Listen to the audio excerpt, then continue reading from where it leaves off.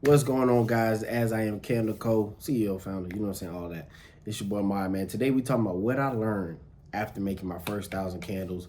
So I can't tell you how many candles I made. I've been doing them 5 or 6 years now. So I'm pretty sure I made well over 1,000 candles.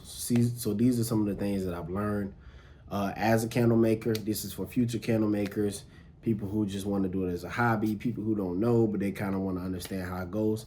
This is my experience. So without further ado, let's get into it. So what I've learned after making 1,000 candles. So the first thing is first, man, you get better the more reps that you get in. You find a better process for yourself the more reps that you get in. Really what I'm saying is about reps, reps, reps. So wherever you start is not where you'll end. Where you begin is not where you'll end. So it's about getting reps in. You'll improve as you get more reps into what you're doing. Another thing about candles is as you do it, you kind of find out what your process is. Like I pretty much know almost by heart kind of what wax I need, what kind of scent I need, how much I need per candle, did it this, that, third percentage, because you've done it so many times. It's crazy though to think about it that I've done so many candles though, and I still feel like they could always be better. You know what I mean? I feel like even you talking about after hundreds and hundreds and hundreds of candles, there's still things that I feel like I can improve on when it comes to candles. I don't think I have it exactly how I want it, but I feel like I'm making progress every day. And I think that's the main thing. You'll always make progress. Also making candles, just because you make 1,000 candles don't mean that you're always, it doesn't mean that it's always gonna, I would say equivalate, that's not even a word. Doesn't mean it's always gonna equal big money. You know what I mean? Like you think, oh man, once I hit 1,000 candle mark, I'm gonna be rich. No, it doesn't work that way, because you have business costs and product costs, and then how much you sell it for, if it's on sale, you know, depending on where you're at and different things like that. You can't make money. But the most important thing is getting the reps and getting better at it. Your looks will be better. The way it lights will be better. You know, your scent choices will be better and different things like that. I think another thing that I've learned after 1,000 candles is, like I said, I have my process, but I also have the people that I like to use and the products that I like to use. So I do change things over time because I do want to work on aesthetics. It's still things, like I said, I want to work on. But for me, the suppliers that I like, those are the suppliers that I like. The jars that I like, those are the jars that I like. Will I change them? Possibly.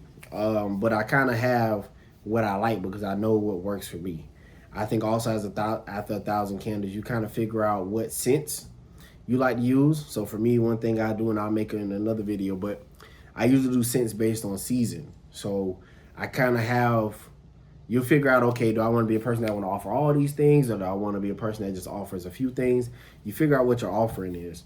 But for me, when it comes to scents, I usually only try to do maybe like 3 to 5 scents per season. So that way I don't overwhelm people with scents, and I also kind of have it down to the point where I know what people want and I know what they don't want. Like I know what scents people will buy and what people don't buy.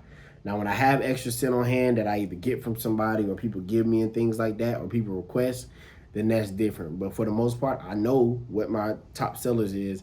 I know what scents I like. I know kind of how my customers like their scents and their scent palette, and kind of what their expectations is.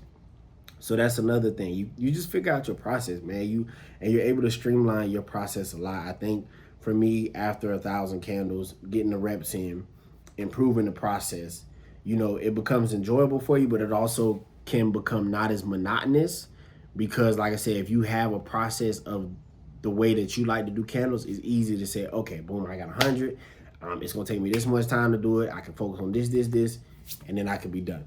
You know, I think one thing that makes making candles easy is when I do candles in a batch. If I do candles in a batch, I'll finish them way quicker than if I'm doing like separate orders of different scents, because it's confusing. Oh, I got 5 of this one, 2 of these ones, 3 of those, 10 of those. It's not like that. So one thing that I try to do with the holidays is, say if I'm doing 100 scents, 100 candles, you might get 10 of each one, boom. And 10 of each one doesn't, you know, it could be 10 different scents if I decide to do that. Or it could be like different sizes. So you might have maybe more than 10, might be 12 of each one, 14 of each one, but it might be like this size, this size, this size, and this size. So making them in batch is probably the easiest thing to do. I know what wax works for me. I do coconut apricot wax, so I stick to that. I don't really do soy wax because I did soy wax for the first few ones, and I got tired of dealing with the sinkholes and how the frost that comes on the side and having to reheat. I don't want to do all that. So I use coconut apricot wax. So what I've learned, most importantly, like I said, from 1,000 candles, you know what people want. You know what people don't want. You know what works for you, and you know what doesn't work for you. And you kind of have your own process. I think even when I talk to other candle makers who've been doing it longer, they have what they like to do, and sometimes I might take things and implement them. But for the most part, when it comes to candles specifically, I kind of know what I already want and what I'm looking for. And then people kind of become, I guess, not, they come from familiar with your process and what you have to offer and different things like that. So this is what I've learned after making 1,000 candles, man. I can't even believe that has it been 1,000? It's probably been about 1,000. I can't even believe that it's been that, but it has. And this has been the process for me. If you have any questions as far as like candle making is concerned, or you're thinking about getting into candle maker, or you are a candle maker, drop it in the comments so we can connect. And you can make the money. The money is there. But you got to get I think the reps is still important, and building a quality and an idea that works for you, a vision that you have for yourself. And it could be based off your customers. It could be based off of something that's in your mind, but creating that vision, bringing it to reality and putting it together. All right. Till next time. Peace.